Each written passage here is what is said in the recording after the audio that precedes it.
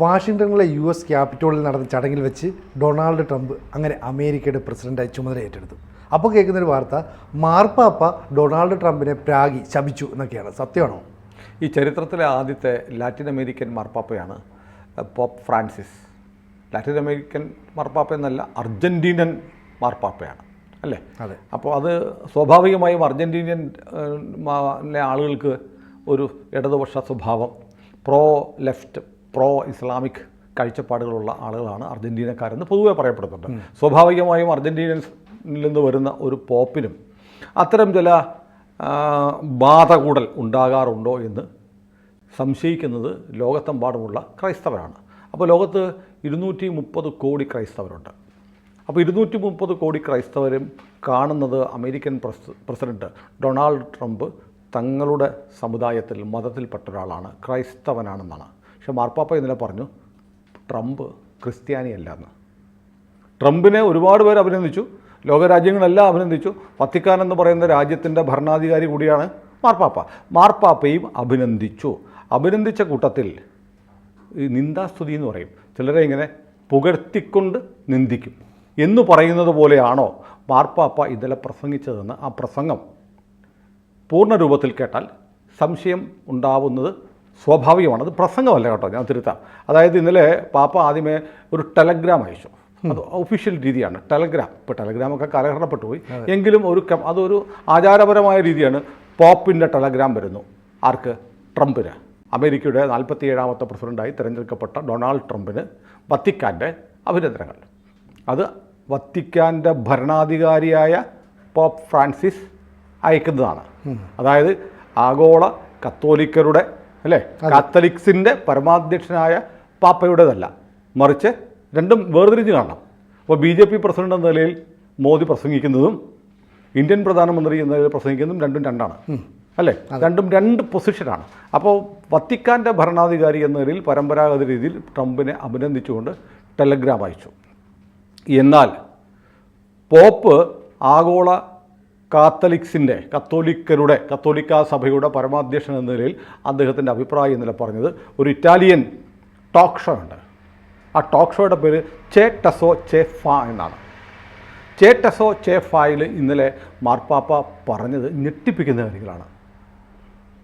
America അവസരങ്ങളുടെയും എല്ലാവരെയും സ്വീകരിക്കുന്നവരുടെയും നാടാവണം.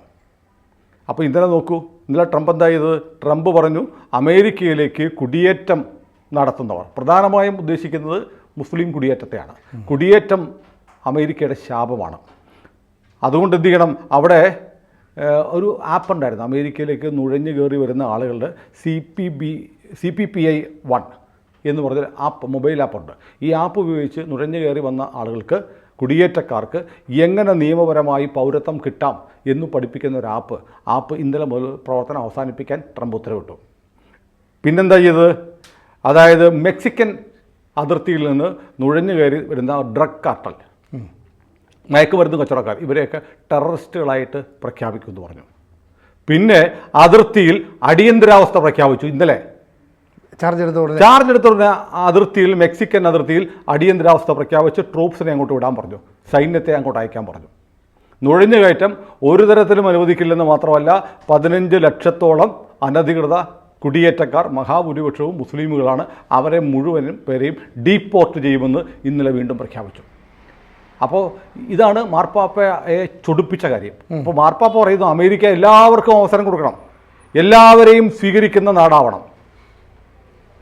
എങ്ങനെയുള്ള നാടാവണം? എല്ലാവരെയും സ്വീകരിക്കണം.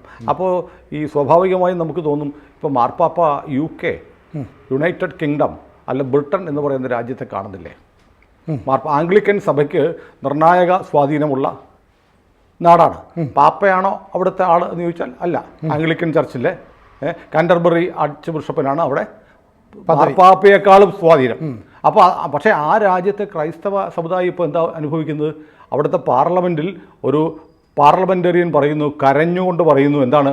കഴിഞ്ഞ 25 വർഷത്തിനിടയിൽ വൈറ്റ് യങ് ഗേൾസ് ആയിട്ടുള്ള 2.5 ലക്ഷം ആളുകളെ മുസ്ലിമുകൾ കുടിയേറ്റക്കാരായ മുസ്ലിമുകൾ നിരന്തരം റേപ്പ് ചെയ്തുകൊണ്ടിരിക്കുന്നു. വംശഹത്യ നടത്തുന്നതിന് തുല്യമായ പ്രക്രിയയാണ്. ചെറിയ പെൺകുട്ടികളെ നിരന്തരം പൊതു ഇടങ്ങളിൽ വെച്ച് പോലും ബലാത്സംഗം ചെയ്തുകൊണ്ടിരിക്കുന്നു. ഇതിനെക്കുറിച്ച് സംസാരിക്കാൻ അവിടുത്തെ ലേബർ സർക്കാരിന് ധൈര്യമില്ല. ആരെങ്കിലുമൊക്കെ ഇതിനെ വിമർശിക്കുന്നുണ്ടെങ്കിൽ അവരെ പിടിച്ച് ജയിലിലാക്കുന്നു, അവരെ ശിക്ഷിക്കുന്നു. ഈ 2.5 ലക്ഷം പെൺകുട്ടികളെ നിരന്തരം പീഡിപ്പിച്ചിട്ട് കേസെടുക്കാൻ പോലീസ് തയ്യാറാവുന്നില്ല. കാരണം അന്ന് അവിടെ പ്രോസിക്യൂട്ടറായിരുന്നു. ഈ സംഭവങ്ങൾ റിപ്പോർട്ട് ചെയ്യുന്ന സമയത്ത് പ്രോസിക്യൂട്ടറായിരുന്നു ഇപ്പോഴത്തെ ബ്രിട്ടീഷ് പ്രധാനമന്ത്രി. അപ്പോൾ ബ്രിട്ടീഷ് സർക്കാർ വന്ന് മൈഗ്രേറ്റ് ചെയ്ത് വന്ന മുസ്ലിമുകളുടെ കയ്യിലായി ബ്രിട്ടൻ്റെ ഭരണം. അവിടെ ക്രൈസ്തവ രാജ്യമെന്ന് പറയുന്ന ഔദ്യോഗിക മതം പോലും ക്രിസ്ത്യാനിറ്റി ആണെന്ന തരത്തിൽ ഭരിച്ചുകൊണ്ടിരിക്കുന്ന ബ്രിട്ടൻ ഇന്ന് പൂർണ്ണമായും ഇസ്ലാം വൽക്കരിച്ചുകൊണ്ടിരിക്കുക. ബ്രിട്ടനിലെ 17 മേയർമാർ, ലണ്ടൻ ഉൾപ്പെടെയുള്ള 17 നഗരങ്ങളിലെ മേയർമാർ ആരാണ്? മുസ്ലിമാണ്. അമേരിക്കയിൽ പാകിസ്ഥാനി മുസ്ലിമുകളാണ്. അപ്പോൾ പാകിസ്ഥാൻ ഒന്ന് ആലോചിച്ച് നോക്കൂ. ഒരു കാലത്ത് ബ്രിട്ടീഷ് ഭരണത്തിന് കീഴിലായിരുന്നു ഇന്ത്യയുടെ ഭാഗമായിരുന്നു ഇപ്പോഴത്തെ പാകിസ്ഥാൻ. ബ്രിട്ടീഷ് ഭരണത്തിൻ്റെ അടിമത്തത്തിൽ കഴിഞ്ഞിരുന്ന പാകിസ്ഥാനിലെ മുസ്ലിമുകൾ പോയി ഇപ്പോൾ ബ്രിട്ടനെ കീഴടക്കുന്നു. അപ്പോൾ അത് പകരം വിട്ടലാണെന്ന് പറയാൻ പറ്റില്ല. അത് ഒരു എത്തനിക്കൽ തുടച്ചു നീക്കലാണ്. ആ ഒരു വംശഹത്യ പോലെയുള്ള ഒരു തുടച്ചു നീക്കലാണ്. അവിടെ വന്നിട്ട് അവർ അധികാരം പിടിക്കുന്നു, സർവത്ര ക്രിസ്ത്യാനിറ്റിയെ ഇല്ലാതാക്കുന്നു. അവിടുത്തെ മൈനോറിറ്റി ആയിട്ട് ഇപ്പോൾ മാറുന്നവരാണ് ക്രൈസ്തവരാണ്. ബ്രിട്ടീഷുകാർ മൈനോറിറ്റി ആവുന്നു. അവിടെ ജനിച്ചു വളർന്ന ആളുകൾ മൈനോറിറ്റി ആയി മാറും. തെരുവുകളിൽ മുഴുവൻ നിങ്ങൾ നോക്കിയാൽ വെള്ളക്കാരെക്കാൾ കൂടുതൽ കാണുന്ന പർദ്ദയിട്ട ആളുകളെയാണ്. അപ്പോൾ വളരെ ഉദാരമായി പാപ്പ ഇന്നലെ പറഞ്ഞതുപോലെ എല്ലാവർക്കും അവസരം കൊടുക്കാൻ, എല്ലാവരെയും സ്വീകരിക്കുന്ന നാടായിട്ട് ഗ്രേറ്റ് ബ്രിട്ടൻ മാറിയോടെ ഗ്രേറ്റ് ബ്രിട്ടൻ ഇന്ന് ഏറ്റവും കൂടുതൽ അരക്ഷിതാവസ്ഥയുള്ള, ഏറ്റവും കൂടുതൽ അക്രമം നടക്കുന്ന, ഏറ്റവും കൂടുതൽ കലാപങ്ങൾ നടക്കുന്ന നാടായി മാറിയിരിക്കുന്നത്. അമേരിക്കയിലെ ചില പ്രദേശങ്ങളിൽ മുസ്ലിം ഭൂരിപക്ഷ മേഖലകളിൽ അവിടെ നോട്ടീസ് കൊടുക്കുന്നു, നിങ്ങൾ പുറത്ത് പട്ടിയായിട്ടിറങ്ങല്, പട്ടി ഞങ്ങൾക്ക് ഹറാമാണെന്ന്. അപ്പോൾ എല്ലായിടത്തും ഇസ്ലാം വൽക്കരണം നടക്കുകയാണ്. ഇസ്ലാമിക ഭീകരവാദത്തിനെതിരെ സംസാരിക്കുന്ന ആളുകളെ ഭരണകൂടം പിടിച്ച് ജയിലിടുന്നു. റേപ്പ് ഉൾപ്പെടെയുള്ള ഭീകര കുറ്റകൃത്യങ്ങൾ ആസൂത്രിതമാണ്. റേപ്പ് എന്ന് പറയുന്നത് ഒരു വലിയ വെപ്പണാണ് ഇന്നത്തെ കാലത്ത്. ഒരു യുദ്ധത്തിന് ഉപയോഗിക്കുന്ന ഒരു ആയുധമാണ്. നമ്മൾ നോക്കുന്ന ഒരാളുടെ മാനസികമായും ശാരീരികമായും തകർക്കുക, ജീവിതകാലം മുഴുവൻ അവരെ വേട്ടയാടിക്കൊണ്ടിരിക്കും ഒരു റേപ്പിൻ്റെ വിക്ടിം. അപ്പോൾ ബ്രിട്ടനിലെ വൈറ്റ് യങ് ഗേൾസിനെ, അങ്ങനെ തന്നെയാണ് പാർലമെൻറ്റിൽ പറഞ്ഞത്, അവരിപ്പോൾ ചെറിയ കുട്ടികളാണ്. പക്ഷേ എന്തിനാണ് 9 വയസ്സ് മുതൽ 15 വയസ്സ് വരെയുള്ള കുട്ടികളെ ഫോക്കസ് ചെയ്യുന്നത്? ജീവിതകാലം മുഴുവൻ ആ ട്രോമയുമായി അവർ ജീവിക്കണം. അവർക്ക് ആത്മവിശ്വാസം നഷ്ടപ്പെടണം. അവർ ഇനി ബ്രിട്ടനിലെ പൊതുരംഗത്ത്, സാമൂഹ്യ രംഗത്ത്, ശാസ്ത്രരംഗത്ത്, കലാരംഗത്തൊന്നും ഇവരുണ്ടാവും. ഇവരെ തകർത്ത് കളയുക എന്നുള്ള, ഇവർക്ക് ആവശ്യമായ ചികിത്സയോ കൗൺസിലിംഗ് പോലും കൊടുക്കാനുള്ള സംവിധാനങ്ങൾ ബ്രിട്ടീഷ് സർക്കാരിലില്ല, അല്ലെങ്കിൽ ചെയ്യുന്നില്ല. ഇവരുടെ പരാതികളിൽ കേസെടുക്കുന്നില്ല. കേസെടുക്കേണ്ടുന്ന സീറ്റുകളിൽ, കസേരകളിൽ ഇരിക്കുന്നത് ഈ ഇസ്ലാമിസ്റ്റുകളാണ്. അങ്ങനെ ബ്രിട്ടൻ അടിമുടി മാറിയിരിക്കുന്നു. മാത്രമല്ല, ഇപ്പോൾ നമ്മൾ പറയാറില്ലേ, അമേരിക്ക ഭയപ്പെടുന്നു, ഇസ്രയേൽ ഭയപ്പെടുന്നു. ആരെ? ഇറാൻ്റെ കയ്യിൽ ഒരു അണുബോംബ് ഉണ്ടായാൽ കുഴപ്പമായിരിക്കുന്നു. അതെ. അപ്പോൾ Britain JD Vance American vice പ്രസിഡന്റാണ്. ഇലക്ഷൻ സമയത്ത് പറഞ്ഞു, ഇസ്ലാമിക ബോംബുള്ള പാകിസ്ഥാനല്ല, അണുബോംബുള്ള ഇസ്ലാമിക ബ്രിട്ടനാണ് വരാൻ പോകുന്നത്. UK എന്ന് പറയുന്ന ഇസ്ലാമിക രാജ്യമായി മാറും. ഇസ്ലാമിക രാജ്യമായി മാറിക്കൊണ്ടിരിക്കുകയാണ്. വളരെ മൈനോറിറ്റി ആയിട്ട് ക്രിസ്ത്യൻസ്, അവിടുത്തെ വെള്ളക്കാർ മാറിക്കഴിഞ്ഞു. ഇതാണ് അവസ്ഥ. അത് കൺമുന്നിൽ ഉണ്ടായിട്ടും ആ പാപ്പ പറയുന്നു അമേരിക്കയും എന്ത് ചെയ്യണം? ഇതുപോലെ വാതിൽ തുറന്നു കൊടുക്കണം. വാതിൽ തുറന്നു കൊടുത്തിട്ട് എല്ലാവർക്കും അവസരം കൊടുക്കണം, എല്ലാവരെയും സ്വീകരിക്കണം. വെറുപ്പ്, വിവേചനം, പുറത്താക്കൽ, ഇതൊന്നും ചെയ്യാൻ പാടില്ല. പാപ്പ പറയുന്നത്, പാപ്പ ഇന്നലെ പറഞ്ഞിരിക്കുന്നതാണ്. ചെ ടെസോ ചെ ഫായിൽ ഇറ്റാലിയൻ ടെലിവിഷനിലെ ടോക്ക് ഷോയിൽ ഇന്നലെ വൈകുന്നേരം ട്രംപിൻ്റെ സത്യപ്രതിജ്ഞയെ സംബന്ധിച്ചാണ് പറയുന്നത്. അത് വിവേചനം, വെറുപ്പ്, പുറത്താക്കൽ, ഇതൊന്നും ചെയ്യാൻ പാടില്ല. അപ്പോൾ ട്രംപ് പ്രഖ്യാപിച്ചു, ഞാൻ അടിയന്തരാവസ്ഥ പ്രഖ്യാപിച്ചു. അങ്ങോട്ട് പോയി ഇപ്പോൾ മെക്സിക്കൻ അതിർത്തിയിൽ ട്രംപിൻ്റെ കഴിഞ്ഞ ടൈമിലാണ് എന്ത് ചെയ്ത് ട്രംപ് വേലി കെട്ടിയത്. ബാക്കിയുടെ പണിയും അതിൻ്റെ കാശ് മെക്സിക്കോ തരണമെന്ന് പറഞ്ഞിരിക്കുക. മെക്സിക്കോയെ ഇങ്ങോട്ട് എടുക്കും എന്ന് പറഞ്ഞിരിക്കുക. പാനമയെ ഇങ്ങോട്ട് എടുക്കുമെന്ന് പറഞ്ഞിരിക്കുക. ഗ്രീൻലാൻഡ് വേണമെന്ന് പറഞ്ഞിരിക്കുക.